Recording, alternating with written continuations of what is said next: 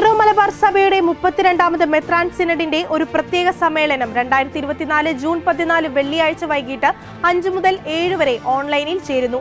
ഇത് സംബന്ധിച്ച വിജ്ഞാപനം സഭയുടെ പിതാവും തലവനുമായ major archbishop Mar Raphael Thattil പിതാവ് ഇന്നലെ മെത്രാൻമാർക്ക് നൽകി. ഏകീകൃത വിശുദ്ധ കുർബാനയർപ്പണ രീതി എറണാകുളം അങ്കമാലി അതിരൂപതയിൽ നടപ്പിലാക്കുന്നതുമായി ബന്ധപ്പെട്ട കാര്യങ്ങളെക്കുറിച്ച് തീരുമാനിക്കുന്നതിനാണ് പ്രത്യേക സിനഡ് സമ്മേളനം വിളിച്ചു ചേർത്തിരിക്കുന്നത്.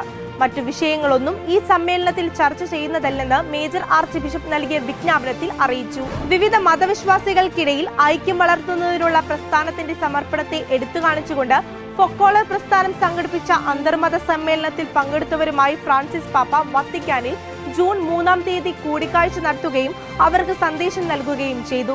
ധനകാര്യവും മാനസികതയും മതവും തമ്മിലുള്ള ഒരു സംവാദം ആരംഭിക്കാൻ ഈ 2 വർഷത്തിനുള്ളിൽ അവർ ചെയ്ത പ്രവർത്തനങ്ങളുടെ ഫലങ്ങൾ താൻ താൽപര്യത്തോടെ വായിച്ചതായി അറിയിച്ച പാപ്പ ഇറ്റാലിയൻ സാമ്പത്തിക വ്യവസ്ഥയുടെ പ്രതിനിധികളുമായി ഈ സംവാദങ്ങൾ ആരംഭിക്കാൻ അവർ നടത്തിയ തിരഞ്ഞെടുപ്പിനെ പ്രശംസിച്ചു. ഗാസയുടെ സമാധാനത്തിനായി ജെറുസലേമിലെ ഹോളി സ്പൾക്കർ ദേവാലയത്തിന് സമീപം പ്രാർത്ഥന നടത്തി പലസ്തീൻ ക്രിസ്ത്യാനികൾ. മെയ് 31-നാണ് പരിശുദ്ധ കന്യകാമറിയത്തിന്റെ തിരുസ്വരൂപം വഹിച്ചുകൊണ്ട് പഴയ നഗരമായ ജെറുസലേമിലെ തെരുവുകളിലൂടെ പ്രാർത്ഥനാ റാലി നടന്നത്. തിരുസ്വരൂപം വഹിച്ചുകൊണ്ടുള്ള പ്രദക്ഷിണത്തിന് മുൻപായി ജെറുസലേമിലെ ലത്തീൻ സഭയുടെ ഇടവക വികാരി ഫാദർ അംജാദ് സബാറയുടെ നേതൃത്വത്തിൽ അർപ്പിച്ച വിശുദ്ധ കുർബാനയിൽ ജെറുസലേമിലെ ലത്തീൻ പാത്രിയാർക്കീസ് കർദിനാൾ പിയർ ബറ്റിസ്ത പിസ്ബെല്ല പങ്കെടുത്തിരുന്നു. പാകിസ്ഥാനിൽ പഞ്ചാബ് പ്രവിശ്യയിൽ മതനിന്ദ ആരോപിച്ച് മുസ്ലിം ജനക്കൂട്ട ആക്രമണം നടത്തിയ ക്രൈസ്തവൻ കൊല്ലപ്പെട്ടു. അസോസിയേറ്റഡ് പ്രസ് പറയുന്നതനുസരിച്ച് 72-കാരനായ നസീർ മസീഹാണ് ഇന്നലെ മരിച്ചത്. മെയ് 25-നായിരുന്നു അദ്ദേഹത്തിന് നേരെ ആക്രമണമുണ്ടായത്. മുജാഹിദ് കോളനിയിലെ നിരവധി ക്രിസ്ത്യൻ കുടുംബങ്ങളെയും ഈ ആക്രമണം ബാധിച്ചു. അവർ ഈ പ്രദേശം വിട്ടുപോകാൻ നിർബന്ധിതരായി. സംഭവവുമായി ബന്ധപ്പെട്ട 100 കണക്കിന് മുസ്ലിങ്ങളെ പോലീസ് അറസ്റ്റ് ചെയ്യുകയും കേസെടുക്കുകയും ചെയ്തു.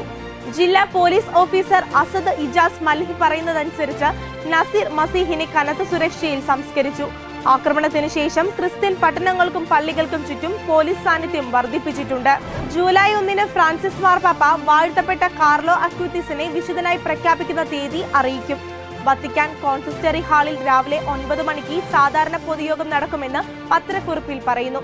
ഇറ്റലിയിൽ നിന്നുള്ള കാർലോ അക്യൂത്തിസിനെ വിശുദ്ധ പദവിയിലേക്ക് ഉയർത്തുന്നതിനുള്ള വിശുദ്ധരുടെ കാരണങ്ങൾക്കായുള്ള ഡിക്കാസ്ട്രിക്ക് മാർപ്പാപ്പ അധികാരം നൽകിയത് മെയ് 23-നാണ്.